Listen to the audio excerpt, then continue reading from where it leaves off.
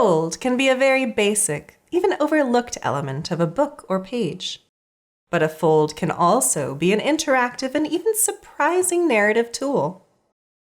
In today's books, Pageant by Erika Rier and Morning by Pati Scobey, we open and close folds to differentiate between interior and exterior spaces, as well as reveal inner voices. Erika Rier is an interdisciplinary artist based in Portland, Oregon. She creates paintings, ceramics, and art zines in a style that she describes as folk surrealism. Rier is focused on challenging traditional expectations of women's roles as subjects in art. Drawing from mythology and storytelling, her works depict women and femme people and animals engaging with the world and actively shaping their reality. Straddling the overlapping categories of art zine and artist's book, Pageant brings the reader into a city in the midst of a celebration. We encounter portraits and scenes of women preparing for a triumph pageant. Rier developed this celebration based on research into the history of pageants, including Roman war pageants and beauty pageants. This book doesn't tell a linear story. The pages are full of surreal characters, as well as unsettling moments behind closed doors and on the street. The fold-outs, different-sized pages, and roof lines cut along the top edge of the book lend Pageant the feel of an interactive sculpture, especially if I stand the book up and then turn the pages.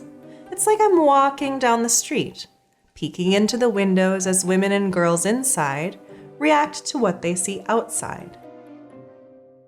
Rier uses folded pages to distinguish between interior and exterior spaces. She described her intention for the folds as ways to help the reader become more fully immersed in the illustrations by revealing little mysteries. In this house, 2 masked women labor while another woman covered in flowers eats meat, with discarded bones scattered around her. Outside, a woman carries a goat-like creature. What's in store for this animal? Is it a prisoner?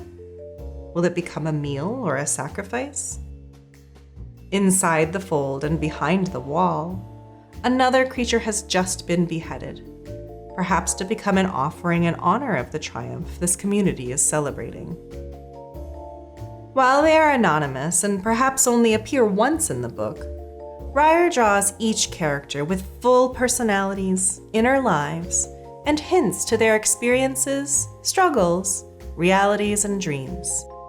For example, these 3 women hold their hands together in prayer-like fashion, but the woman on the end peeks with one eye at the beast on the chopping block.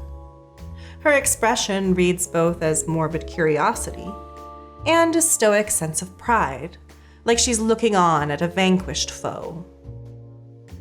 We never learn the reason for the triumph pageant, but we don't need to know the why to peer into these characters' lives and their interpersonal relationships, labors, and what their expressions reveal of their inner thoughts.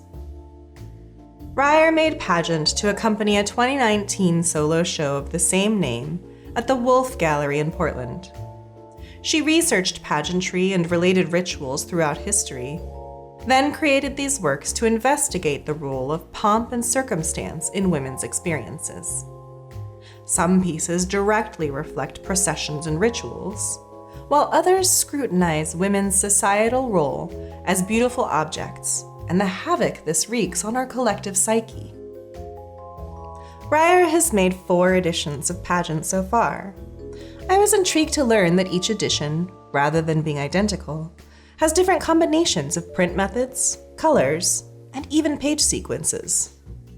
Rier explained to me that since this story is nonlinear, the page order doesn't strictly matter. Approaching the book as a living, changing object, with each edition she continues to experiment and rework the content to see how the changes influence the story and how the people interact with it. I find this page intriguing because the woman's mask is off her face and she carries the head of another person instead of an animal like we've seen throughout the book. When the spread is fully unfolded, she is essentially in line with the other characters to present their bodily offerings to the seated regal figure. Equally present in the scenery and characters, Rier's rich patterns add alluring energy to every image. They fall right in line with the history of using decorative patterns as social status and cultural identity. Whether this trophy is bestowed on one person or the whole city, Rier's enchanting and sometimes mysterious illustrations lure us into the details of each character and what part they play in the larger story. Pageant offers us a sculptural and interactive reading experience. Opening and closing folded pages, we explore the streets, houses, and people in this city celebrating their triumph.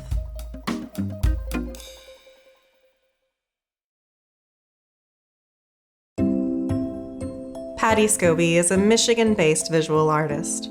Her densely layered prints and artist books incorporate numerous printmaking processes, including letterpress, relief, etching, and monoprinting. Her distinct mark-making vocabulary and rich colors and textures create worlds that simultaneously peer into the micro and macroscopic, as well as journeys and transformations. Morning is an intimate book that immerses us in a conversation between three voices. The enigmatic sentence under the flap piques my curiosity. As I remove the book from the case, I recognize that my actions reflect the sentence. I am taking this book, titled Morning, out of this pocket. The book is small, but the cover draws me right into its world. The word morning conjures a fresh start or a clean slate. But the colors and textures on Scobey's book suggest something different, a murkier space where the sunlight can't fully penetrate. Entering the book, the imagery appears oceanic, with lines and dots undulating against the fibers of the end sheets. The paper changes at the title page. I handle the thin, lustrous Gompi paper with additional care. I feel myself trying to barely touch it as I turn each page. More shapes of various sizes appear. It's hard to distinguish where in space the squiggly lines and other shapes sit in relation to each other. The text in Morning presents three voices, differentiated by font.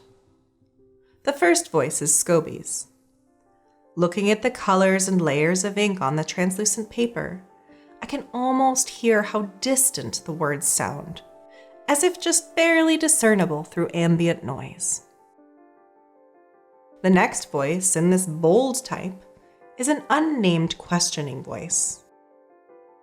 The third voice responds with uncertainty. Their words are tucked inside folds on both sides of the page. This voice expresses the interior thoughts of someone, perhaps with dementia, struggling with depression, or trying to stay afloat amidst an overbearing hardship. Scobey developed this voice in response to her father's final days. He was ill for a long time at the end of his life, and while she could still recognize him, in some ways, she also felt that he was another person. This led Scobey to ponder how the brain works. She wrote the texts hidden in the folds as if they were her father's interior thoughts.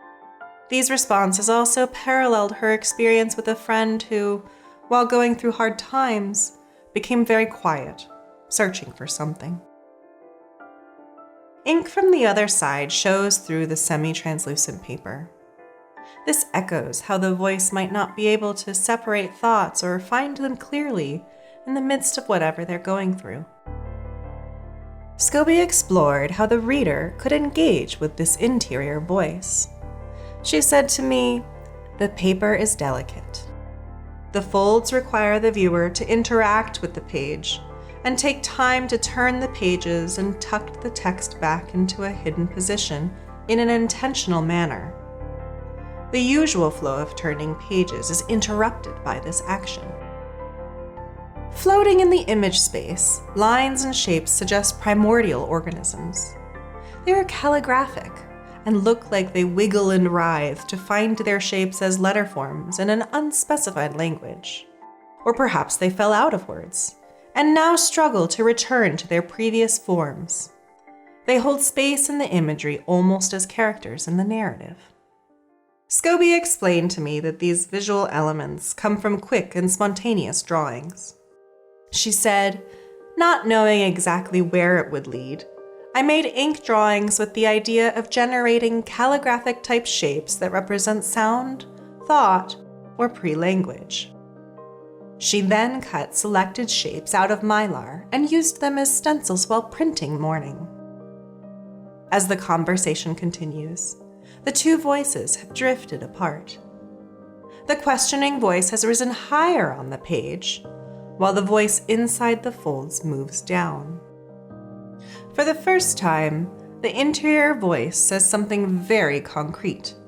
They are searching for the box of lost words. Before the questioning voice can ask another question, the inner voice specifies which words they seek and where they were lost. The unprinted surfaces in these folds create a separate space for this voice. But now I also see that the folded spaces are like the beam of a searchlight, cutting through the atmosphere and objects floating in this imagery. Scobey's voice, which we saw at the very beginning of the book, returns with a commitment. This final sentence sits at the center of the page, a typographic decision that reaffirms the steadfast promise. The book closes quietly. The voices are now silent, but we swim with them through the final pages.